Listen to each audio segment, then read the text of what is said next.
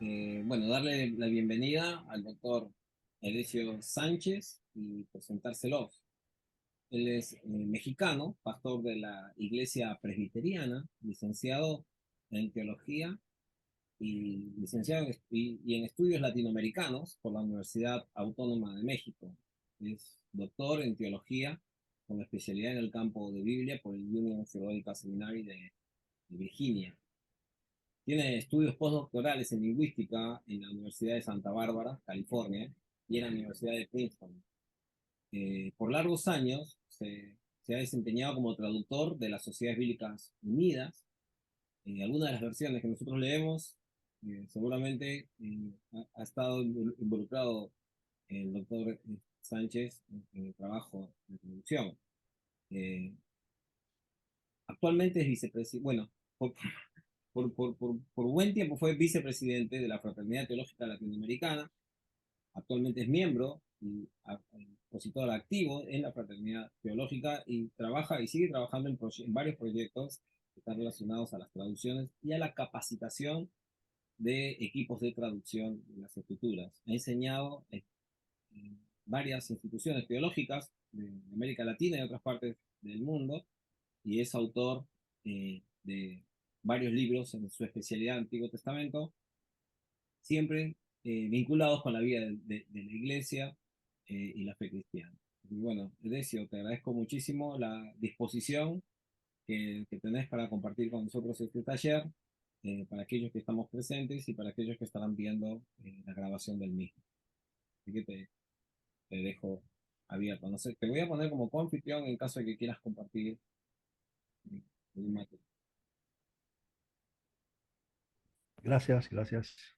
Que en este tema de trabajo y ético, al tratar de que dialogue la Biblia, especialmente el Antiguo Testamento, con la actualidad, pues hay necesidad, dije yo, usé la frase marcar la cancha, es decir, marcar las diferencias importantes entre la economía en la época del Antiguo Testamento y la nuestra, porque las diferencias notorias lo hace el hecho de que la economía en la época bíblica, especialmente del Antiguo Testamento, era una economía de subsistencia. Se trabajaba y se hacía todo lo posible porque las cosechas y todo lo que tiene que ver con la subsistencia de un pequeño pueblo era lo central.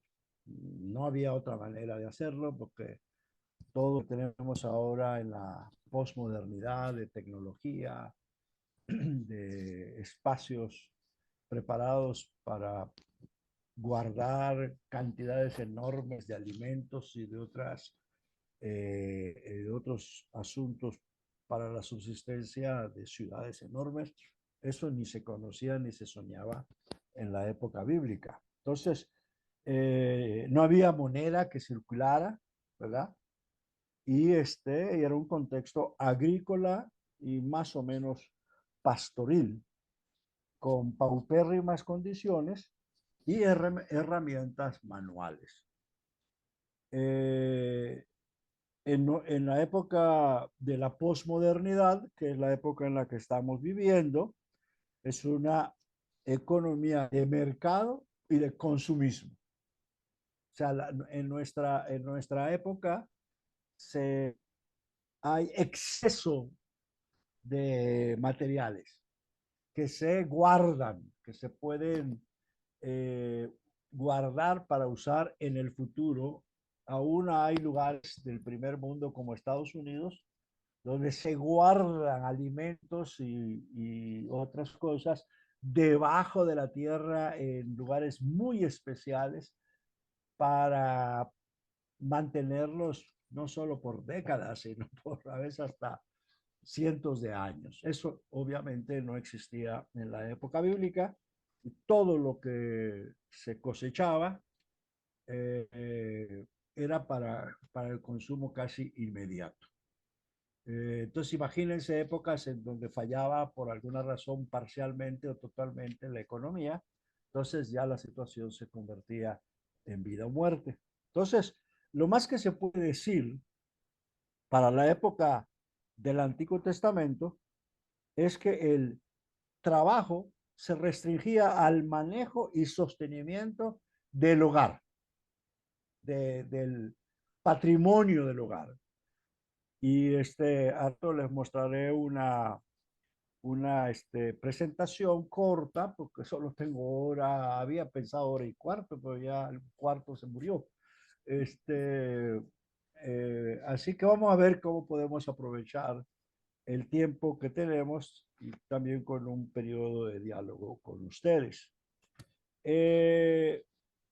Entonces, en este contexto de sobrevivencia, una cosa que marca una diferencia muy radical entre la sociedad actual y la época bíblica es que en la época bíblica todo lo que se tenía y su administración se daba desde una perspectiva comunitaria, cosa que no sucede hoy.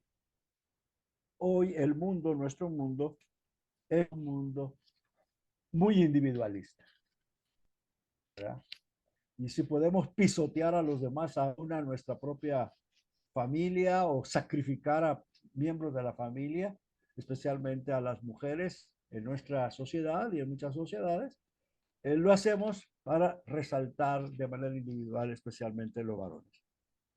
Eh, en, esa, en los contextos de vida de esa época, lo que imperaba era el pueblo, el pequeño pueblo.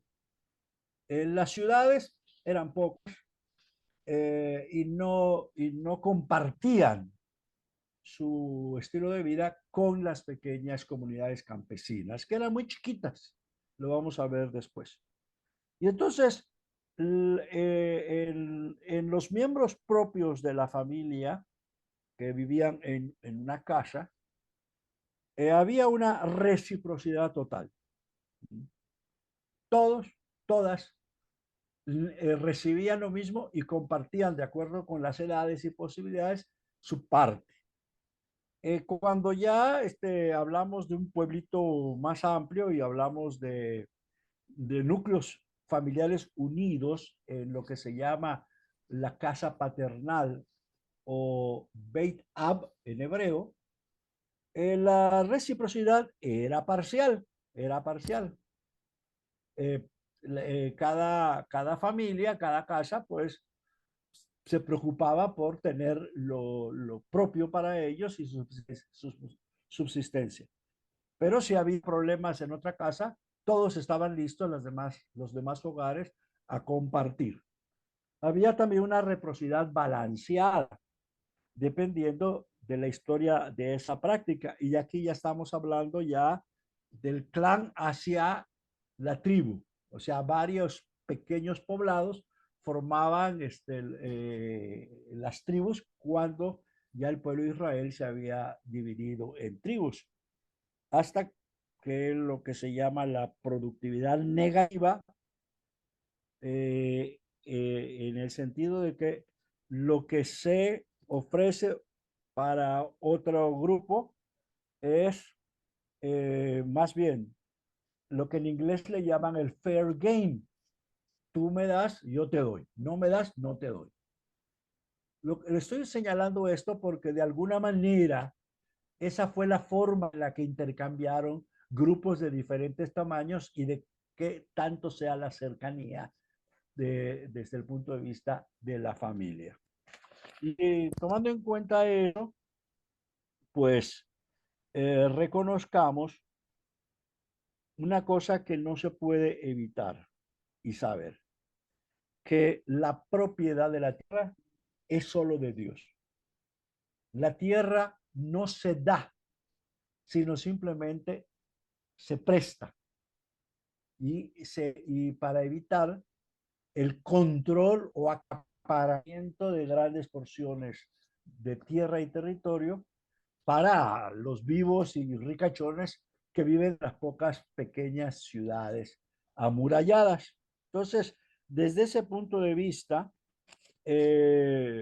debemos de considerar en la Biblia que hay una relación directa con la divinidad.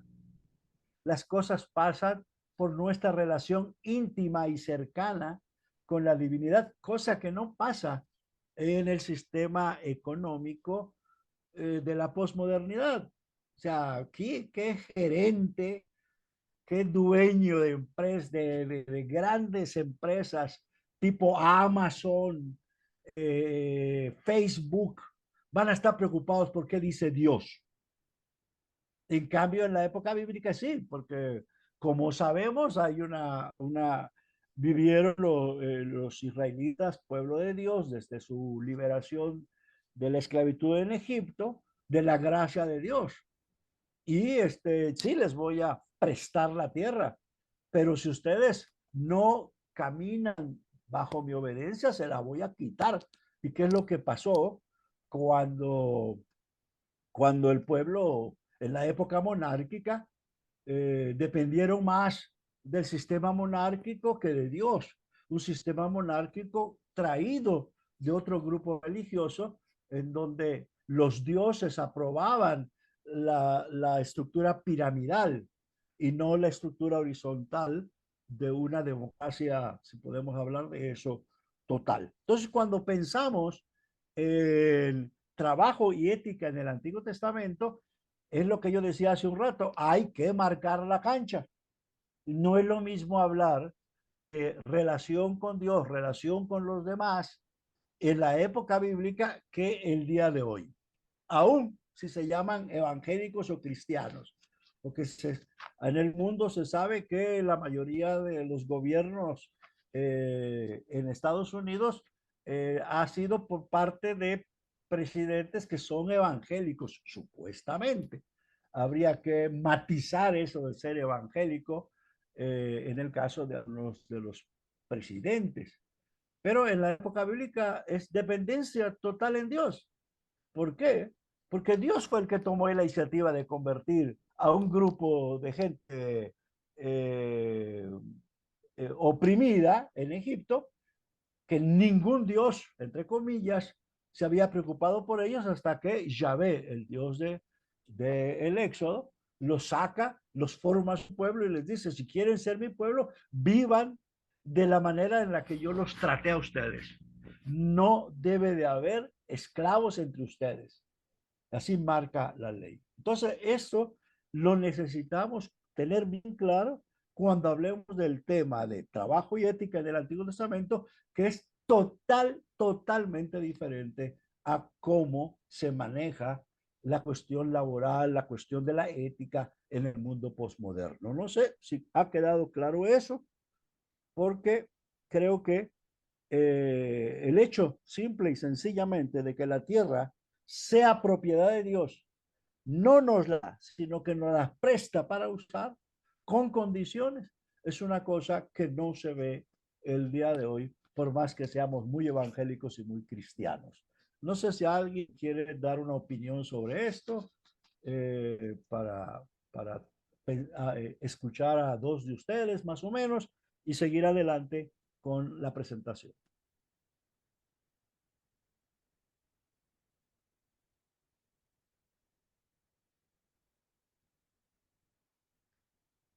Parece que quedó tan claro que ninguno levantó la mano. Bueno, Pero es interesante notar, porque la verdad es sin contextualizar los temas que leemos en la Biblia, Antiguo Testamento, Nuevo Testamento, podemos de múltiples maneras malinterpretar o aplicar lo que no tenía sentido en la época en la cual eh, escribieron estas verdades de Dios en la Biblia por el contexto cultural, histórico, laboral, etcétera. Y cuando vemos de forma muy simples, entonces un montón de malinterpretaciones o asumir cuando el sentido no fue así. Entonces, es interesante porque hay muchas cosas que hablan de fe y trabajo en el Antiguo Testamento, pero va a ser interesante escuchar un poco más de saber cómo relaciona y cómo podemos aplicarlo al día de hoy, tan diferente Y gracias, yo aprecio el repaso de esas grandes diferencias porque la verdad es que pasamos por alto muchas veces sin poner en contexto lo que estamos leyendo. Sí, por ejemplo, el latifundismo no tiene cabida en el mundo bíblico. La tecnología era una tecnología básica. Eh, Lástima que no sé qué formación bíblica han tenido ustedes. Cuando yo doy clases de Biblia y sobre todo este tema de esa diferencia entre los dos mundos, me queda claro y trato de aclarárselo a mis oyentes o estudiantes que cuando nace lo que llamamos el pueblo de Dios, pueblo hebreo, exactamente se da en un cambio de eras. En la antigüedad, las eras o los tiempos se marcaban con los cambios que la arqueología nos permite descubrir en la historia de la humanidad. Estaba la era de piedra, que duró varios cientos de miles de años, varios cientos de años, no de miles, varios cientos de años, en algunos miles, porque se sabe que hay ciudades en el Medio Oriente que se construyeron 10.000 años antes de Cristo. Pero, pero lo importante en lo que tiene que ver con la Biblia y con su mundo es que el pueblo de Dios nace en el cambio de eras, de la era del cobre a la era del hierro. Y entonces, cuando se le hace cambio, previamente hubo amalgamaciones de cobre con otras cuestiones que se le llaman la era del bronce. Bueno, termina la era del bronce más o menos en el 1200 antes de Cristo, que es cuando inicia la era de hierro y cuando nace Israel como pueblo. 1200 es cuando surge eso. Cuando llega el pueblo de Israel a la tierra prometida, ya están establecidos en las zonas más ricas, fértiles, como es la llanura costera que sigue al mar Mediterráneo, y allí estaban en plena era del hierro, aunque todavía se usaba el bronce, pero lo controlaban eso los filisteos. Entonces, cuando se establecen los hebreos, no les permiten entrar a la era del hierro porque no le convenía a los filisteos. Entonces, en las herramientas, ¿cómo lo hacían? Fue hasta la época de David, que ya David le quitó su poder a los filisteos. Pero todo el tiempo formativo era una lucha por tratar de controlar el mejor metal para las herramientas, para las construcciones, etcétera, etcétera. Entonces, nomás quiero que ustedes vean eso y por eso quiero mostrarles una presentación de algunas partes para que ustedes entiendan qué tipo de tierra tuvieron para esto de trabajo y ética en el Antiguo Testamento. Así que voy a compartir pantalla. Esta es la Palestina, es la Tierra Santa, es donde vinieron a vivir los hebreos. Y está dividida, perdón, está dividida en 4 partes. Esta es la llanura costera que estoy mostrándoles acá. Aquí es la llanura costera donde se establecieron los filisteos. Y aquí donde ven la flechita es la cordillera central, que no son montañas gratotas, son serranía, toda de piedra como lo van a ver. Allí se establecieron los hebreos. Eso de que les dieron tierra fértil, que les dieron tierra que fluye leche y miel, quién sabe de dónde salió. Pero no, ni fluía leche ni fluía miel. Pero bueno, eso es otro tema. Después está esta parte que es lo que le llaman la depresión del Jordán y están las montañas de Transjordania. Entonces, aquí vivieron, en esta zona vivieron los israelitas. Y ahí está, ahí donde está esa flecha. Entonces, cuando hablamos de los habitantes de Israel, nos referimos a la mayoría del pueblo de la alianza que se estableció en lo que se conoce como Cisjordania o cordillera montañosa. El 90% de la población israelita se establecieron en esa zona. Bueno, voy a cambiar y mostrarles, aquí está, miren. Esta es la zona donde se establecieron ellos. No es llanura, es pedregosa, y ustedes saben que no hay ríos. La misma Biblia dice que la única manera en la que recibían agua era por las lluvias tempranas y tardías. ¿Y qué pasaba cuando no llovía? Pues todo entraba en crisis. Entonces, ninguna ciudad de importancia existía o se construyó en esas zonas. No, no hay ciudades amuralladas en esa época. Ya otras naciones y pueblos se habían adueñado de las principales ciudades y tierras. Entonces, ¿qué pasa? La zona montañosa que reciben los israelitas fue el lugar principal de su asentamiento, pero era la zona más inhóspita. La región montañosa no ofrecía tierra para el desarrollo de la agricultura, no tenía recursos naturales envidiables y era lo mejor que pudieron tener los israelitas cuando se instalaron allá.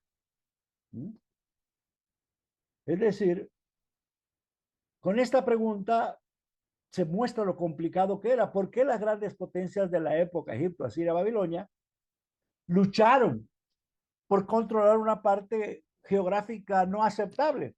La única cosa era porque allí pasaba una ruta internacional para comerciar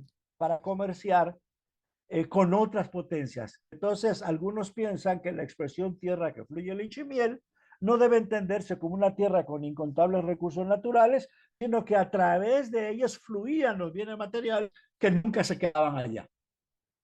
Para que entiendan por qué la frase leche y miel. El terreno no se reconoce como particularmente fértil y lo escarpado del terreno hace muy difícil la retención del agua de lluvia, que es prácticamente la única manera de tener acceso al precioso líquido. Entonces, cualquier lector asiduo de la Biblia recordará de las muchas referencias en las que se habla de las épocas de sequía y hambruna que experimentaron esas tierras en esa zona donde se estableció el pueblo de Dios. Lo variado del terreno, los complejos factores climáticos, la dificultad de retención de agua, obligaron a los campesinos israelitas a desarrollar una estrategia agrícola tripartita que profetas hablan. Uno, la cebada y el trigo, sobre todo para los pobres la cebada. Dos, el olivo, que sobrevive en largas temporadas de sequía. Tres, el vino, que es lo que dice, por ejemplo, a Oseas y otros profetas, que yo les di a ustedes mi trigo, el trigo, el aceite y el vino. Entonces, eso es el problema que se tiene. Y pues estoy pasando esto rápido para que ustedes vean. Aquí está lo que dice Oseas 2:8, pero ella no reconoció que era yo quien le daba el trigo, el vino y el aceite. Era lo básico de la economía de la época. Voy a moverme un poco porque si no, no voy a tener tiempo como él se me ha dado. Y no más quiero que vean cuál era las casas donde vivían ellos. Esta es la casa donde vivían toda una familia completa.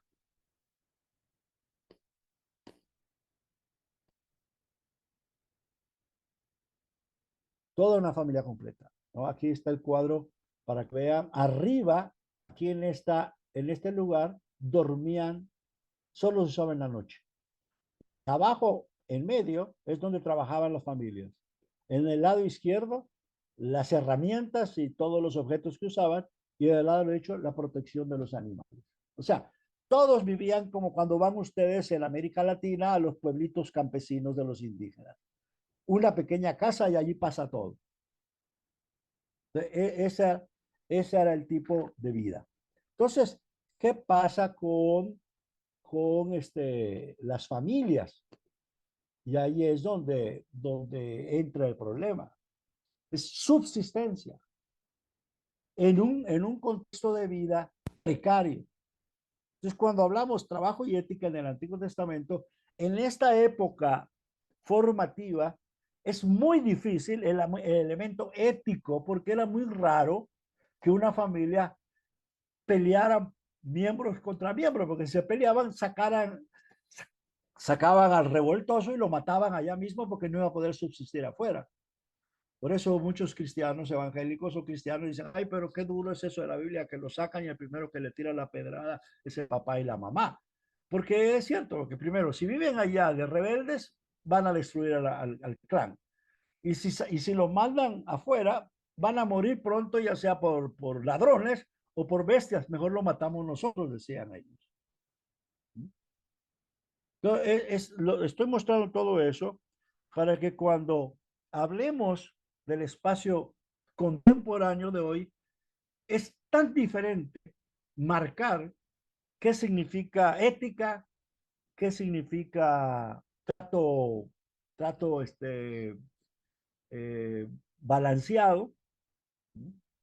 Entonces, en lo que sigue, a menos de que alguien quiera hacer una punta de lo que acabo de presentar, es hablarles de algunos textos que nos dan un panorama general de lo que significa el tema trabajo y alguna relación con la ética, pero en términos generales, no esto concreto que les acabo de mostrar, que es la realidad. ¿Quedó claro? ¿Alguna duda? Bien. Entonces, vamos a empezar. Creo que no hay necesidad de que abran sus Biblias, pero voy a hablarles de algunos textos que me parecen clave y que ustedes pueden terminar la presentación cuando tengan el tiempo, considerarlos de nuevo. Primero, obviamente, están los capítulos de Génesis 1 y 2. Ambos textos mantienen algunos elementos similares, pero también tienen marcadas diferencias. En el mundo